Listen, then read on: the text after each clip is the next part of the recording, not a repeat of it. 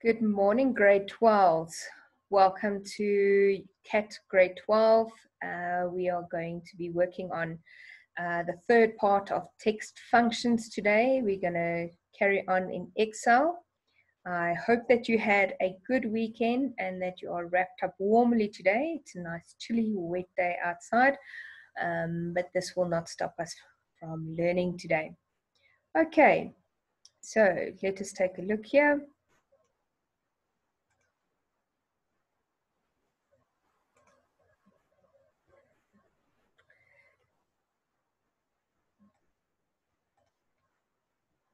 All the data has been uploaded into your Google Classroom, the PowerPoint and the Excel data that you need for these activities.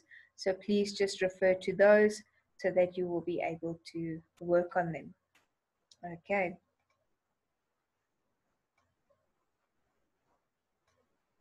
Sorry, just trying to find, the computer's running, but slowly it's hanging. Something's running in the background for me.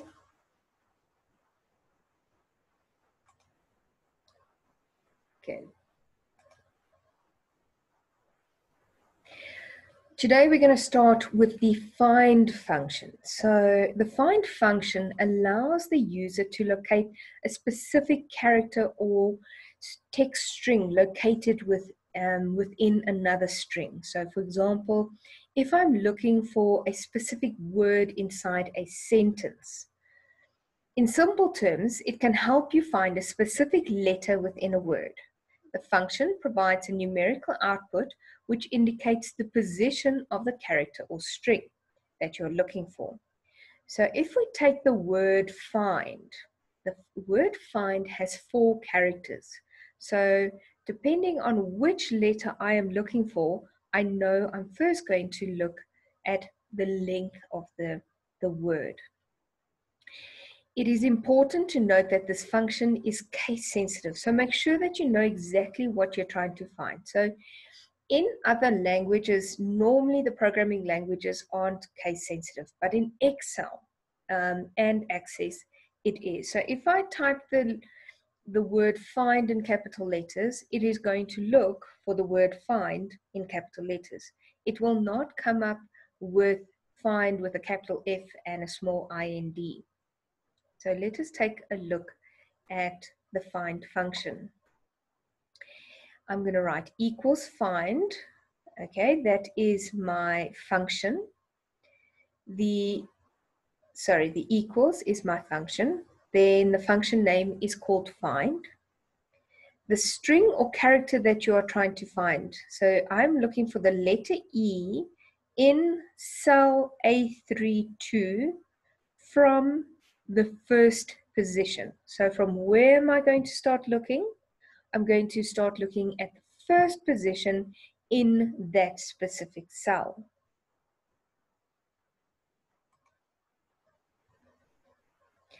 The cell containing the text that is to be searched, so that was the A32.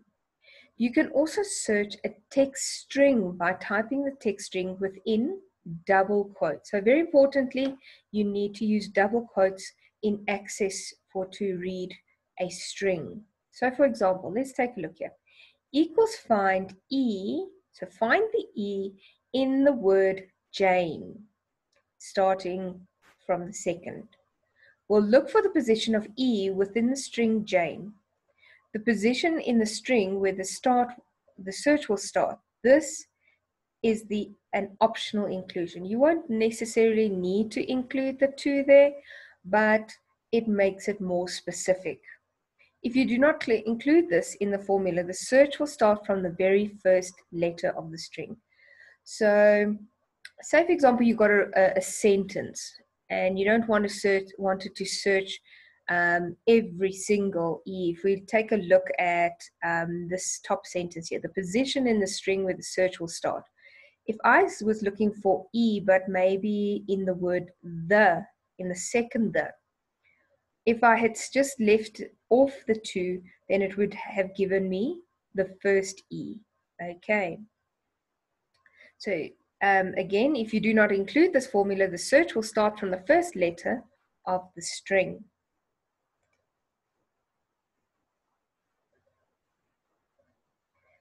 Okay, so we are going to look at a guided activity.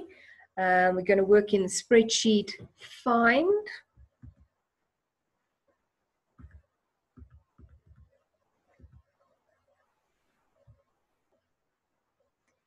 And we're going to quickly open it up.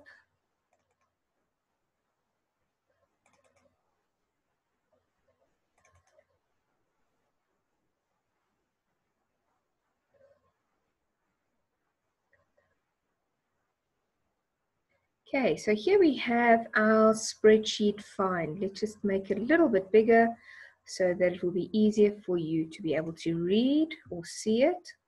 Okay. Okay, so add the string of character. So in here it says in B2, start the text function as normal. So I'm going to start with my equals to tell me that it's a function. The function name that I'm going to use is find. And then I'm going to specify I'm looking for an E in double quotes. Add the cell or text string containing the text that you want to find. So I'm going to, remember mine is a semicolon. I'm going to select the cell, in this case, let's see, it says A32. Okay, I don't think that is correctly. G5.7 XLS. Okay, so we're just going to check. So in that one, in A2, I think that is a typing error. And then I'm going to start looking from the first position. And I'm going to close my parenthesis and click on enter. And we have an error. Let's quickly see. Oh, because I have used different delimitators. Okay, let's just see if I try it with the comma.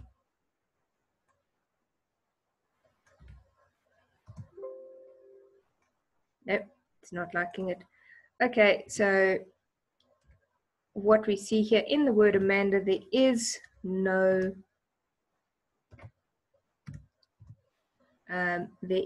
E. Let's try it if we tried it with the second word. Okay, so we're going to say equals find, open my bracket. I'm looking for the text E.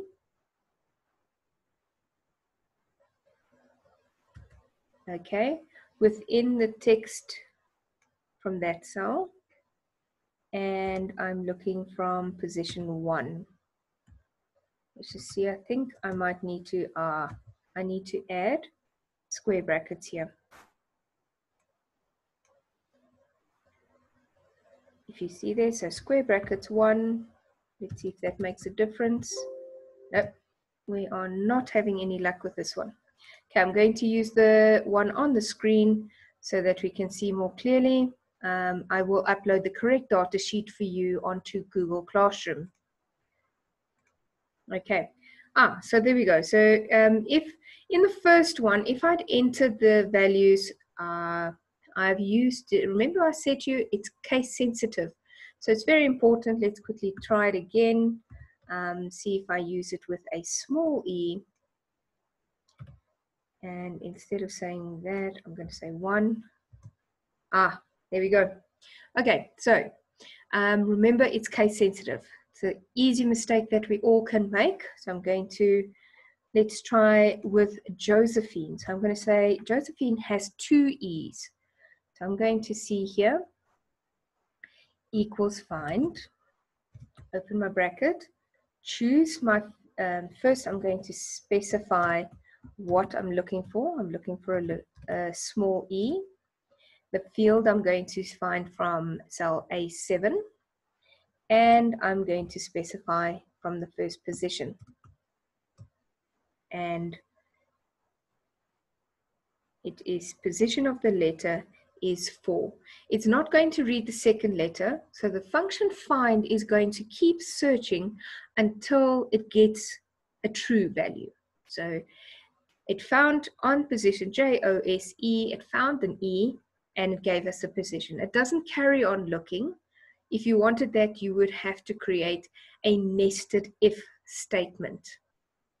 Okay, so there we go. It's very, very easy. Just remember whether you're using commas or semicolons depending on the setup of your computer.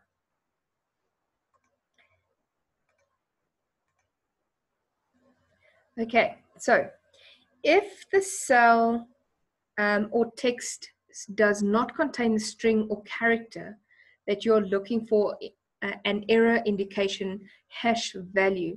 Now you need to be able to identify the errors in Excel. They can ask this, first of all, you need to know how to fix it in Excel and Access, but this can also come up as a theory question in your theory exam. So you need to go, please look up the different errors that can occur in Excel. You started learning this in grade 10 already. So it's an indication of a hash value will be obtained. You will also notice that it gives the position of the first character or string that matches the search requirements. If you're looking for a specific instance of that character, make sure that make sure to start the search after the previous instance of that character. So, for example, if I'm taking the word character and I want to find the position of the second R, I will set the starting point to the fifth letter of the word so that it will pick up my last R. Otherwise, my answer is going to be 4. So this can be done by adjusting the position where the find function will start its search later in the word.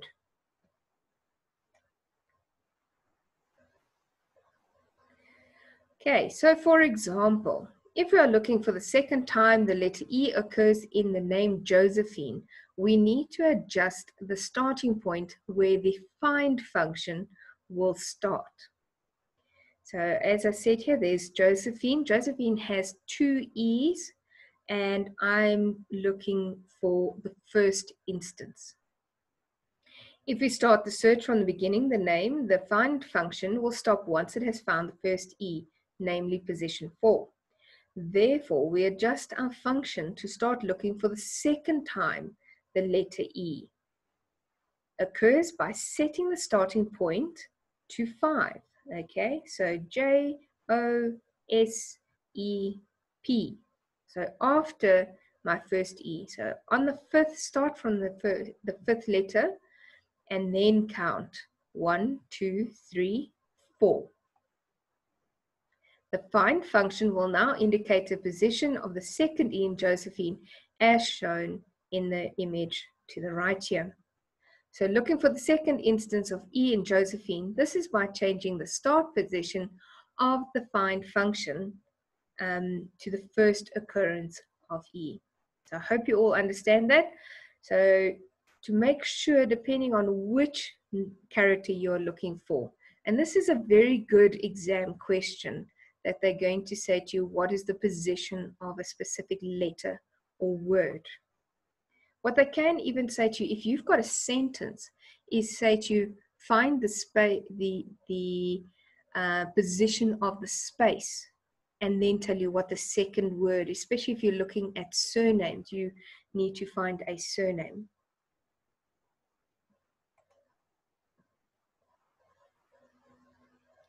Okay, so you are going to complete activity 5.4 for homework. I'm going to quickly read through it and then you will complete it this afternoon. The spreadsheet contains the names of 11 contestants. So let's quickly just open contestants. Okay, I don't have the contestants here. Sorry, I will download it. And use functions to complete the following. So the spreadsheet contains 11 contestants that have entered a raffle to win a new toaster. Each contestant has been assigned a random special code that will be used to determine who has won. So number 1, in order to pick a winner, you need to use a function to determine the length of each person's special code.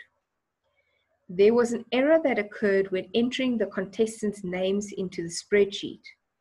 A hash was included in some of the contestants' names. Use a function to determine which names have the hash included and where the hash is located so that it can be removed.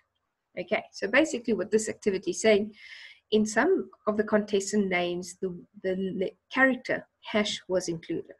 So instead of finding a specific letter like A, B, or C, you are now in double quotes going to insert a hash and find the position of that hash. So once you've found it, now if you've only got a few records, it's not that difficult. But imagine you've got the school record and there was an error that came through on your admin numbers and added a hash to certain of the students. Now, if you had to go through 1,300 records, that would take you quite some time. But if you created a query or a filter searching for that hash, then it will be much, much easier for you just to find those specific records and correct them. Okay.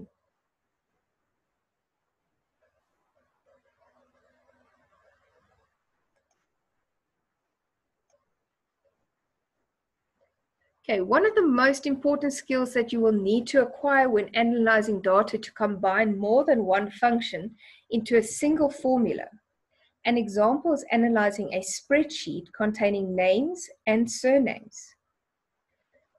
In this database, sorry, there's a spelling mistake, the learner information of each learner is contained within a single cell.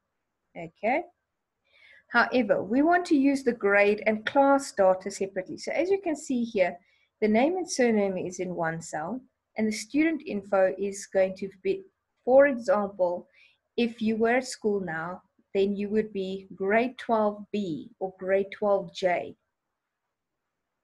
So, however, we want to use the grade and class data separately. In order to do this, we will separate the grade and class data into their own cells by combining a couple of the functions that we've discussed in the previous chapters. We know that the grade and class are separated with a comma and space between them. So what am I going to look for?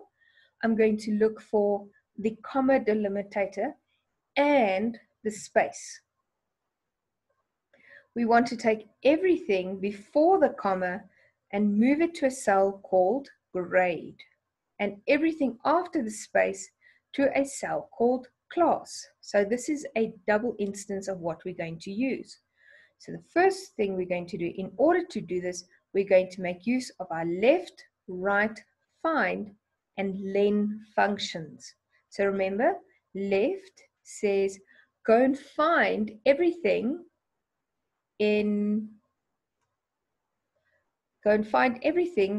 from the left, so the first position left in the cell. The right says go to the end of the cell and read everything on the right hand side. Then find is find a specific part or word, and then len is find the length of the word. Okay, welcome to any students that may have just joined.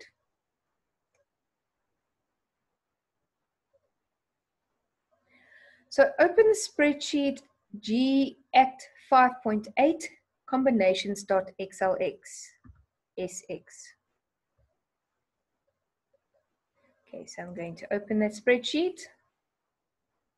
I'm going to close this one. Okay, as you can see here, we are, let me just minimize the screen here. So I have two fields here, a grade and a class. I want to separate my student info. So use the left function to indicate that you are looking to extract information from the left part of a text string. So we're going to equals left. Add the number of characters that should be copied. So now I don't know specifically how many characters it's going to be, so I'm going to use find Now watch what we're doing. This is a combination, so a function within a function. This is one area that the grade 12s often struggle with. I am now looking, so I'm going to add another parenthesis or bracket, as you may know it, and I'm looking for the comma.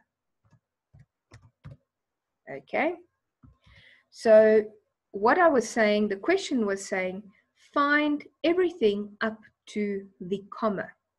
So there we go. Okay, then I'm going to specify where is it? In cell B2. Okay, as you can see there. Now in the formula, by closing all parentheses. Now the wonderful thing is, if you notice there, your brackets or parentheses change color. So for each bracket that you open, it's going to change colors. So let's just move this. I'm going to make it slightly bigger. It won't allow me at this stage. So there, can you see there's my first parenthesis closing, my inner brackets. Now I need to close my second bracket. Okay. Let's hope everything works well, or let's just check here. But now the thing said here, to remove the comma from the end of grade 12, I don't want grade 12 comma, I just want grade 12. I'm going to, between my two brackets there, enter a -1. So what that says is copy everything from the left-hand side up to the comma without the comma. Okay. And enter. And there we go. Let's just see, sorry, mine is set, should be general.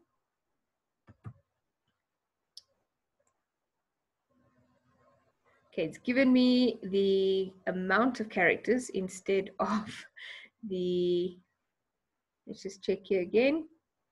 Left, oops, I forgot to add my formula at the beginning. Let's just add B2 there. Okay, let's try now. Ha, there we go. What I'd done in the previous one is I forgot to give which cell I'm looking for. So what it actually did there, it went and calculated the length of the word. So grade 12 is GRADE12 is 7 characters. Okay, so let's do this one again. So equals left, open my brackets. I'm going to enter the field that I'm looking. I'm going to start the find function. And what am I looking for? I'm looking for a comma. Then where should this comma be? It should be in cell B3. Okay. So that I've now found the find function part of my formula.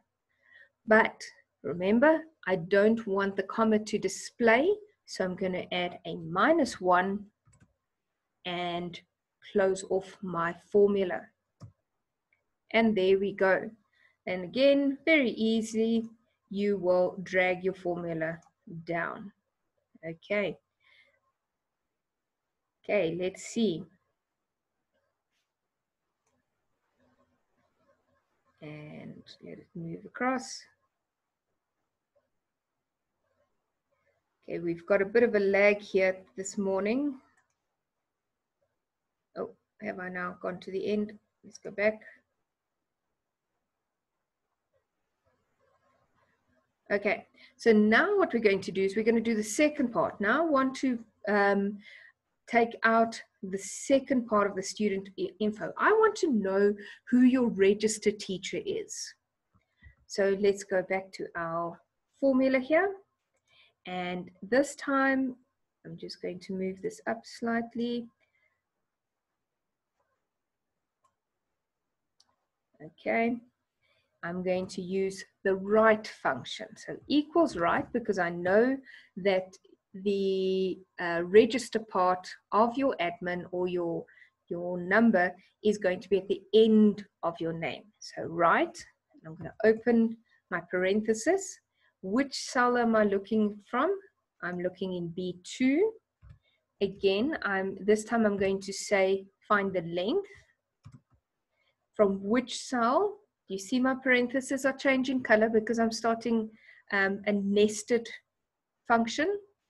Again from B2, close my parenthesis. Now here's the trick, minus, I'm going to use my find function and I'm going to say minus the comma. Let's make this a bit bigger for you to be able to see. Minus the comma. And where am I going to find it? From B2, and I close my parenthesis. Now, have I closed all the parentheses? No, there should be one more. Do you see there? There's the first one, there's the second one, and these are the outer parameters. Oh, what have I done? Let's quickly check here. B2 len, wait, comma 2, it mustn't be comma 2. I must use a semicolon. And there we go. So Amanda Carter is in class A. I'm going to do this one again. So equals right. I open my parenthesis. Which cell am I looking at? I'm looking at B3. Now I need to find the length of the word in B3. Oh. And then I'm going to say minus, I need to find the comma. So I open my brackets, parenthesis, comma, from where, B3, close my parenthesis, close my outer parenthesis, and let us check what class was Billy in. Billy was in class B. Okay. Now, this is a very typical question. If I look at marks, you would have received here a mark for right. Let's see, 1 for the position of B3, 2, 3, 4, probably about 5 or 6 marks here. So just for that one single formula, one where I'm extracting just the second half, you can be asked up to 5 marks.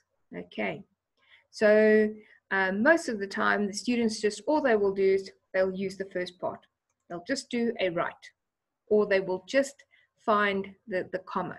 So it is really important that you look at your question, take your highlighter or your colored pen, okay? Please take colored pens or highlighters into your exam and highlight what they are asking so that you make sure that you are answering the questions correctly. Remember, in Excel, you are allowed to use building blocks. So if you were struggling to do this as one big formula, you would be allowed to work on the side here, do the parts of the formula, but then you can't take the answer and type it in here, okay? You need to then go and refer to the cell where your building block is and then apply it, okay? So you are allowed to use building blocks to break down the formulas to make them more simpler, but if you're just going to enter, physically type in the answer, you will get it wrong. There are no marks for the final answer. It is all about formulas. So when we mark your Excel and your Access, we literally go and click on the cell and we check, okay, there's a right, there's the B3, that's a mark, you've used len, you've used find, and you found the comma. Okay. Okay, guys, that is all for today. I'd like you please to finish the work that you are on, and we will carry on tomorrow. Have a great day. See you all tomorrow.